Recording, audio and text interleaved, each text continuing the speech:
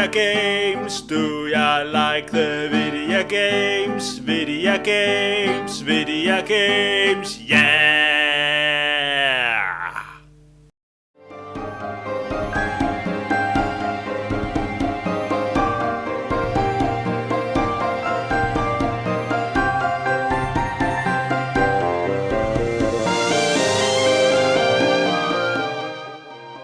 Immaterial and Missing Power is a fighting game that's part of the Touhou franchise, developed by Sun of Shanghai Alice and amateur game developer group.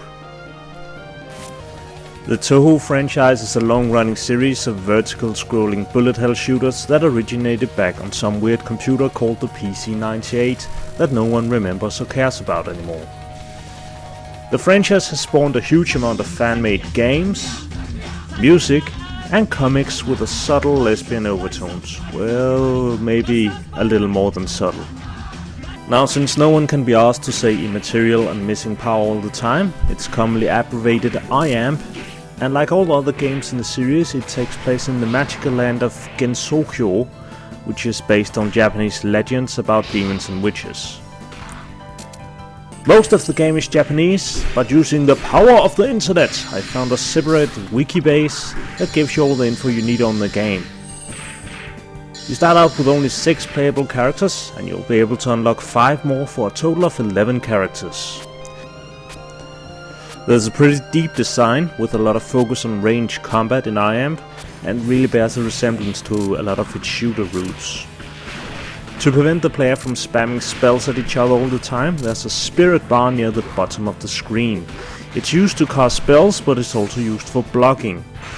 An alternative to blocking is grazing. That's a technique that allows the player to dodge most of the oncoming spells and move around the screen quickly. Now, movement is key in IaMP, since you'll hardly be able to stay in the same spot for long and you don't want to get trapped in the middle of one of your enemy's spell cards. When you select a character, you'll be able to choose between 2 sets of 3 different spell cards. Spell cards are basically super moves that you'll be able to trigger once your health bar is at a certain level. And in the single player game, this makes the enemy a lot tougher for a short period of time, while they attack you in patterns that you'll have to memorize and dodge. Even though the game only has a small cast of characters, considering it came out in 2004, it brings a lot of new ideas to the 2D fighter scene. And while all-out missile combat might seem like it doesn't fit in a fighting game, it really works out great. Aside from the Japanese culture barrier, Immaterial and Missing Power is a solid fighting game with an excellent presentation and awesome music.